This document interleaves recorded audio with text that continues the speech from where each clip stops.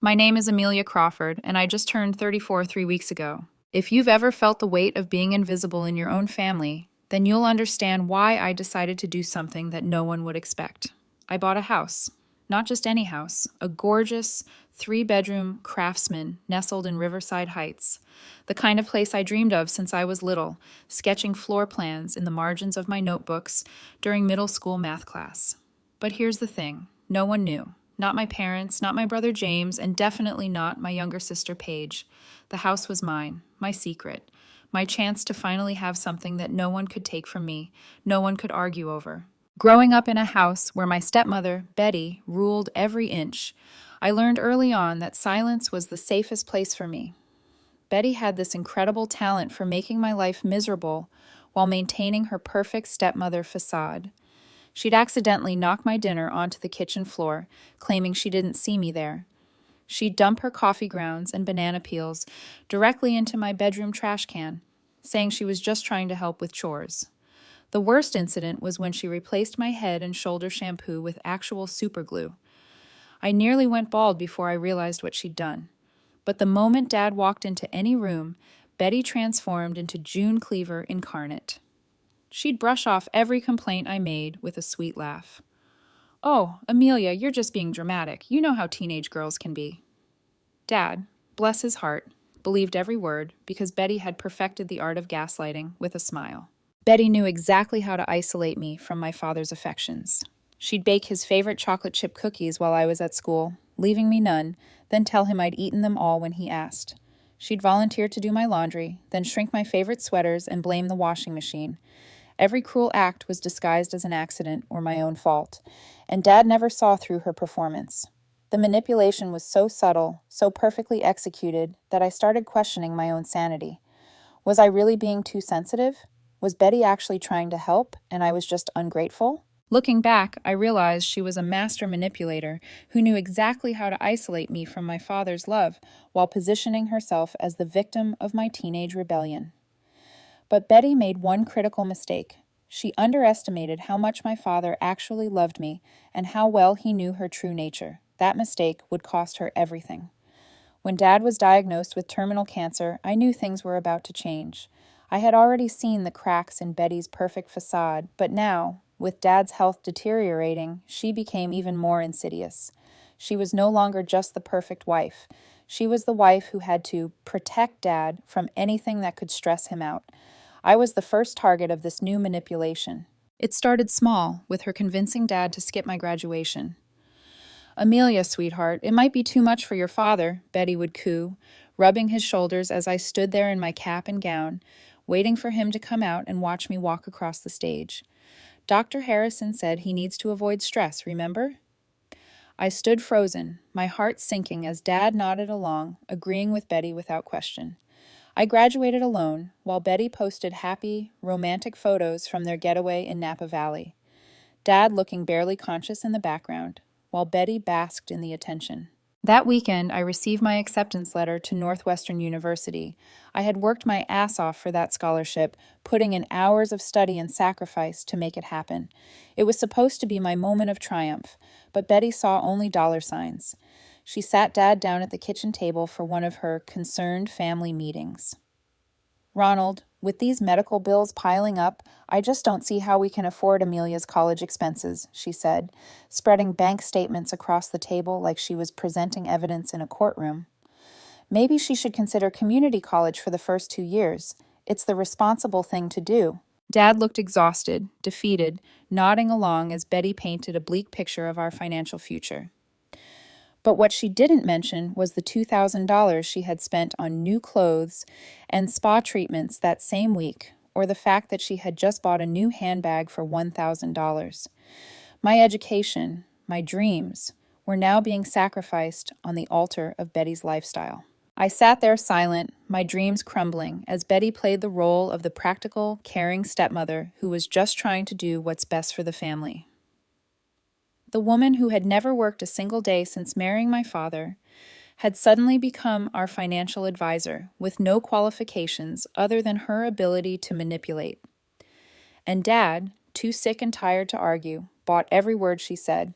I could feel the walls closing in around me. suffocating my hopes for the future, while Betty smirked behind her mask of concern. The real cruelty was still coming. It would make everything else look like child's play. When Dad entered hospice care, it was as if Betty had been waiting for this moment her entire life. Now, with the power to control his final days, she took full advantage.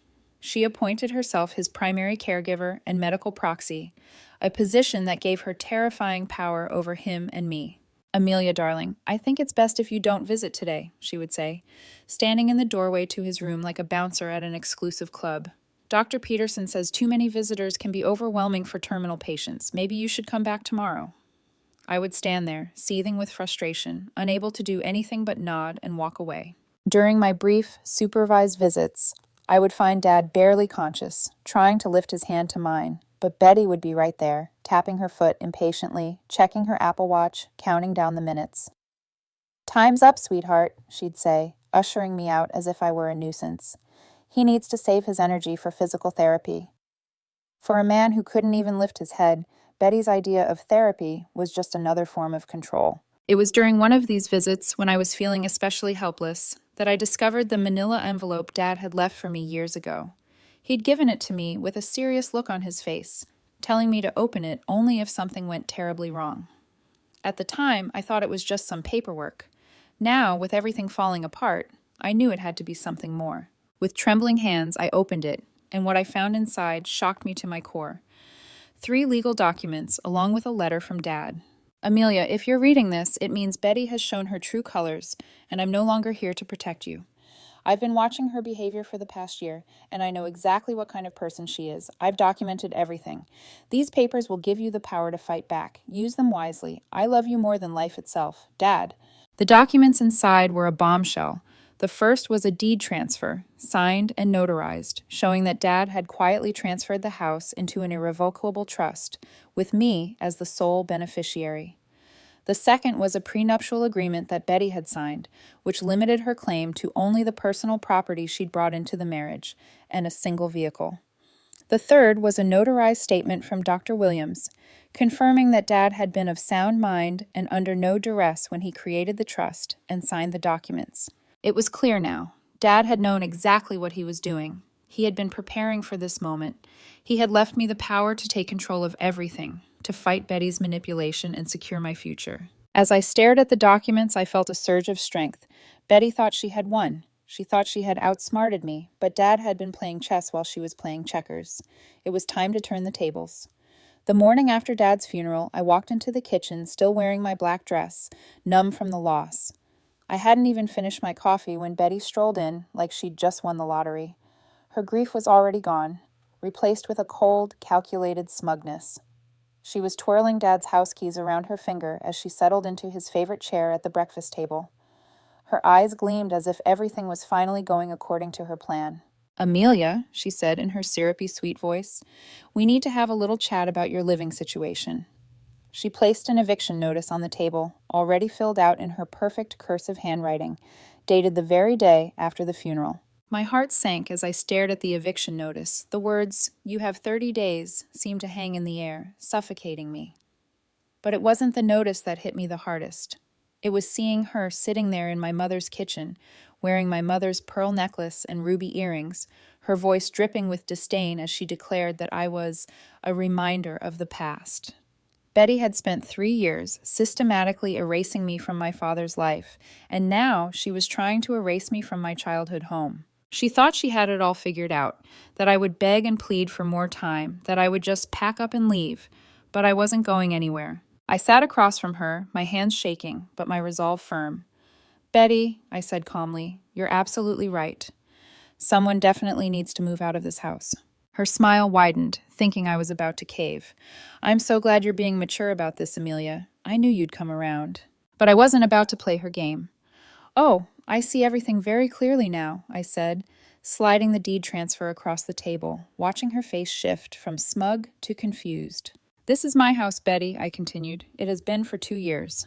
Her eyes darted between the deed and my face, her smile faltering, then vanishing entirely as she snatched the paper and read it frantically. Her fingers trembled as she processed the legal language. "This can't be right," she whispered, her voice shaking. I was his wife. I have rights. This is impossible. I pushed the prenuptial agreement toward her, the sections highlighted in bright yellow. You have the right to the personal property you brought into the marriage, I said coldly, plus that Honda Accord Dad bought you last Christmas. That's it. Betty's face drained of color as she grabbed the prenup with both hands, scanning the document with disbelief. The legal terminology was clear and brutal. She was entitled to nothing from Dad's estate except what she had brought into the marriage. You little... she hissed, her perfect stepmother mask completely shattered. You've been planning this the whole time, haven't you? Playing the innocent daughter while plotting behind my back. I shook my head calmly. I didn't plan anything, Betty. Dad planned this. He knew exactly what kind of person you are, and he protected me from you even after death. Her rage was palpable now. She stood up so violently that her chair crashed backward, and I could see the fury building in her eyes. I'll contest this. I'll hire the best lawyers in Chicago. There's no way this will hold up in court. I reached into my bag and pulled out the final document, the notarized statement from Dr. Williams, confirming Dad's mental competency when he created the trust. Go ahead and try, I said, meeting her furious gaze, but you'll need to do it from somewhere else. Betty's eyes flashed with confusion and anger as I calmly stood up, my voice steady as I issued my ultimatum. I want you out of my house by tomorrow evening. And honestly, Betty, that's more generous than you deserve. Her perfect composure cracked completely, and she erupted into hysterical sobs. She wailed about family loyalty and Christian charity, trying to pull out every emotional card in her deck, but I wasn't buying it. You can't do this to me, she sobbed, clutching at my hands like we were long-lost sisters instead of bitter enemies. What would your father think? What would your mother think about you throwing family out on the street? I pulled my hands away, my voice steady but firm. My mother would think I'm finally standing up for myself, Betty. And Dad, well, Dad orchestrated this whole thing. He knew you'd show your true colors the moment he was gone. Her sobs turned into rage as she realized I wasn't falling for her performance, but I had already won. I picked up my phone, dialed the locksmith, and calmly arranged for the locks to be changed that afternoon. Hi, this is Amelia Crawford at 847 Riverside Heights. I need all the locks changed today. Yes, it's an emergency situation. Betty's eyes widened as the reality of her situation hit her. She was out. The house, the money, the life she thought she could take from me. Gone. By 6 p.m., Betty's bags were packed and stacked on the front lawn like an upscale yard sale. She stood in the driveway, screaming at the top of her lungs, her words flying out in a mess of insults and accusations. You think you've won, don't you, Amelia? She screamed. I'll take you to court. I'll expose what a manipulative little witch you really are. Everyone will know the truth. Her voice was shrill, and I could hear the desperation in her words as she loaded her coach bags into her Honda, her face a mixture of rage and humiliation. The neighbors were watching from their windows, no doubt thrilled by the spectacle unfolding before them. If I had been in a different emotional state, I might have felt bad. But now all I felt was a quiet sense of triumph. I stood on the porch watching her fall apart as she slammed the car door and peeled out of the driveway, kicking up a cloud of dust. Her car disappeared down the street, leaving nothing behind but the echo of her anger and a sense of finality in the air. I took a deep breath, my fingers clenched around the eviction notice I had kept tucked safely in my coat pocket.